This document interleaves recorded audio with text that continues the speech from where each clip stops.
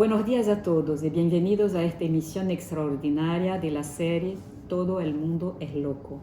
Hoy la discusión tratará sobre la locura y la dispersión. Tenemos el placer de recibir a Ana Vigano, psicoanalista, presidente de la NEL, miembro de la AMP que practica en la Ciudad de México, y Clara Holguín, psicoanalista, miembro de la NEL y de la AMP, que trabaja en Bogotá. Bien, muchas gracias. Ana, ¿todo el mundo es loco? Todo el mundo es desconchiflado. Todo el mundo es cucufato, Chocholoqui, tostao, manicho, topi, se le botó la canica, quimbao. peló cables, Es que está chalado, descualquierado. chiflado. No pues, se le corrió el champú, Trae guayabitos a la azotea. se le fueron los enanos para el bosque. Le falta un tornillo. Y así podríamos seguir, enumerando los múltiples modismos para decir loco que asumen los distintos países y regiones en los que la NEL, la nueva escuela lacaniana, hace presencia en América Latina. Variaciones locales que van tomando forma, fuerza y texturas diversas, amplificando y diversificando el idioma español que nos unifica. En la locura de creer que nos entendemos porque hablamos un mismo idioma, nos topamos más de una vez con la necesidad de diccionarios de modismos para explicarnos la dispersión de sentidos que la vida, efectivamente vivida en cada lugar, promueve. Esta locura dispersa, diseminada, disgregada, permite entrar en la serie y el universal todo el mundo es loco, es decir, delirante, pero también introduce, como intentaremos señalar, sutilezas en las distintas formas de dispersión que se ponen en juego. Variaciones y coloraciones del lenguaje que se multiplican, diciendo lo mismo, pero a la vez agregando matices diferentes, sutilezas y formas. ¿Clara? Efectivamente, y eso nos lo recordó claramente en Lacan de la enseñanza temprana con la noción de factor C, para referirse a la coherencia social como lo que está del lado de aquello que podríamos llamar una locura del lenguaje compartido, que nos permite establecer un cierto nosotros.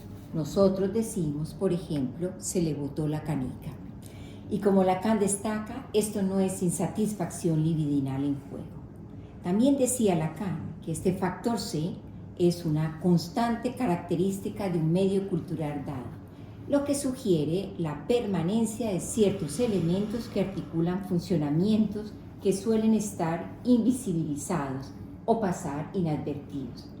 Todo esto es un buen antecedente de la noción más tardía de discurso como un funcionamiento normalizado, en tanto régimen de producción de sentido y de plus de goce. Así, esa normalidad que el factor C anticipa y el discurso del amo establece es lo más parecido a un régimen natural o dispersión natural, si se nos permite la expresión, para a partir de ello pensar de otro modo de dispersión en función de su utilidad, una dispersión fecunda, digamos. ¿Qué ejemplo podrían darnos de estos modos de dispersión que señalan? Ana. Una forma de esto fácil de ubicar es con los adolescentes. En los adolescentes irrumpe un real en el cuerpo, real que los jóvenes no pueden ni impedir ni dominar. Y esto es del orden de lo universal, nos pasa a todos, nadie se zafa, o nos pasó en algún momento. Pero que en la pubertad un real se ponga en juego quiere decir que hay algo que no puede decirse bien. Hay algo intraducible allí. El encuentro con el sexo conlleva un imposible de decirse. Las modificaciones en el cuerpo del niño producen una fractura en ese cuerpo infantil, haciendo surgir un sentimiento de extrañeza que llamamos exilio de la infancia y que confronta al sujeto con algo intraducible en la lengua. Hay un agujero en la significación que el otro mismo proveyó. Es por eso que gran parte del trabajo de elaboración de ese exilio de la infancia consiste, para los adolescentes, en la creación de una lengua propia, que permita transformar ese exilio en exogamia. El fenómeno más claro es el de la invención permanente de palabras con la que intentan crear comunidades con algunos pares para nombrar y nombrarse. El esfuerzo es transformar ese exilio que es del orden estructural, del para todos, de lo universal, en una subjetivación posible, una toma de posición propia con algunos otros. Hay un efecto entonces de dispersión novedosa y esperable, cuyos usos están puestos al servicio de los sujetos con sus pares. ¿Desde dónde lo piensas tú, Clara? Bien, en otra perspectiva podemos ejemplificar esto con el esfuerzo generalizado del diagnóstico en la actualidad, en un intento de crear una lengua transparente, inequívoca, universal, y en el esfuerzo de eliminar toda posible imprecisión clínica, es decir, decirlo todo y lo más exacto posible, se produce una cierta infinitización de categorías, siempre una más. Una suerte, también podría decirse, de dispersión diagnóstico. Y es aquí donde el diagnóstico, que nosotros llamamos lacaniano, cobra toda su importancia. Más allá de la perspectiva clasificatoria y segregativa, apuntamos a un diagnóstico hecho de variaciones, de más y de menos, y bajo transferencia. Como decía Eric Laurent, es inútil querer hablar de nuestra práctica desde la posición del clínico que cree separarse en nombre de un saber de los fenómenos de la locura que habla.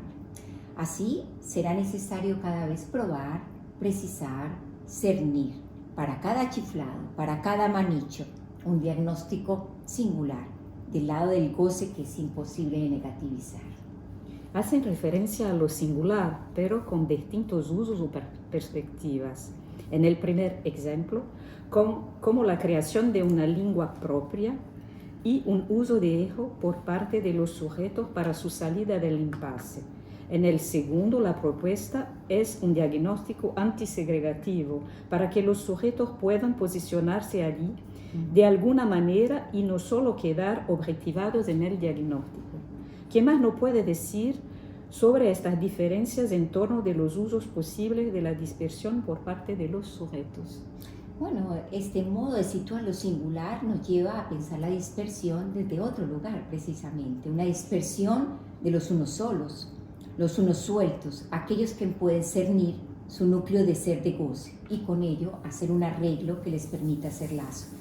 Llamamos síntoma a este arreglo, sabiendo que aún en su mejor esfuerzo, algo del núcleo del goce singular servirá para hacer esos lazos, pero queda siempre algo que no. Un análisis, como experiencia de lo singular, lleva por estos caminos. Luego de delirar un poco en la locura del sentido, en los modos de hablar de cada uno en torno de lo que no existe, la relación sexual, la experiencia permite circunscribir el punto de lo que en ese agujero, de lo que no existe, se aloja como satisfacción, goce en el cuerpo. Es precisamente la dispersión del uno por uno, que por un lado responde al todos, del todo el mundo es loco, pero a la vez objeta, en tanto cada uno es loco a su manera. No hay conjunto cerrado de esos locos que somos. Dispersión fecunda, dispersión del uno por uno, ¿cómo es que responde al universal del todo el mundo es loco? Y al tiempo lo contraría, en tanto cada uno es loco a su manera. ¿Pueden ampliar un poco más sobre eso? Si retomamos algunos de los ejemplos que estábamos comentando recién, hace un momento, en torno de la época y de los diagnósticos, vemos cómo lo que percibimos como problemático es que la deriva en que se ha verificado que terminan ciertos modos de dispersión, aún en su intento de reunión bajo un todo, es el retorno de una feroz segregación de lo diferente, de lo que no encaja. Para el psicoanálisis se trata de localizar el punto de máxima diferencia en el sujeto, pero no para segregarlo, aunque este es su empuje. Es para darle un tratamiento antisegregativo, por empezar para el sujeto mismo, porque con su ser de goce, punto de máxima diferencia, inextirpable, el sujeto va a vivir y va a morir. Pero también para los otros, en los lazos que ese sujeto constituya, lazos que estarán teñidos, en cierto modo inexorable, de esos goces con cada partener. Agregaría algo. Se trata de cómo hacer lazo sin renegar de esta diferencia absoluta, sin la pretensión de un total acoplamiento que no existe, pero es lo que intentan los discursos que pretende la dominación. El psicoanálisis, recordemos, es un discurso que no pretende la dominación, ni siquiera de los nombres. Aun cuando un nombre de goce pueda advenir como producto de un análisis, ni siquiera la pretensión del nombre es de ambición dominante. Es decir, el nombre, los nombres no alcanzan, algo siempre se fuga. La dispersión es uno de los nombres de esa fuga. Pero, ¿cómo hacer de la dispersión estructural, puesto que la fuga es real, un uso fecundo? Bueno, voy a responderte retomando Laniel y con las palabras de Christian Alberti, quien refiriéndose a la multiplicidad que caracteriza a Laniel y preguntando qué es lo que nos une, proponía la idea de una combinatoria móvil, una combinatoria que mantiene lo heterogéneo a partir no de la inclusión que absorbe las diferencias, sino de la integralidad en el sentido matemático, una sumatoria de infinitos, una multiplicidad de diferencias sin que se acoplen. Algo del nosotros parece verse trastocado por esa vía de dispersión fecunda que el discurso analítico propicia. ¿Qué puede decir sobre eso en la invención que es la escuela, para terminar? Efectivamente, se trata de encontrar un modo de lazo que no constituya ya ningún nosotros, sino lazos que podemos llamar de soledades con. La misma Christian Alberti, en esa conferencia que acaba de citar Clara, nos decía que se necesita una vocación fuerte, un deseo especialmente lacaniano para hacer vivir un conjunto tan vasto y tan múltiple. Entiendo por esto un deseo abierto a lo nuevo, al surgimiento de algo nuevo por venir, en espera de realizarse como el inconsciente mismo, y que por ello requiere de algunos otros para producirse. Dispersión fecunda, entonces, en tanto genera las condiciones de posibilidad de enunciaciones singulares, contingentes, que se inscriben en un otro capaz de recibirlas, que llaman a la interpretación y que instituyen cada vez el discurso analítico. Se trataría, precisaba Christian, de una forma subjetiva de colectivo soportada en el deseo de saber. Dispersión fecunda, entonces, que conforma un colectivo deseante de producir saber alrededor de un agujero en el saber, agujero que es un analista. Muchísimas gracias, Ana, Clara, y hasta prontísimo al próximo congreso de la AMP. Muchas gracias. Gracias. Hasta pronto.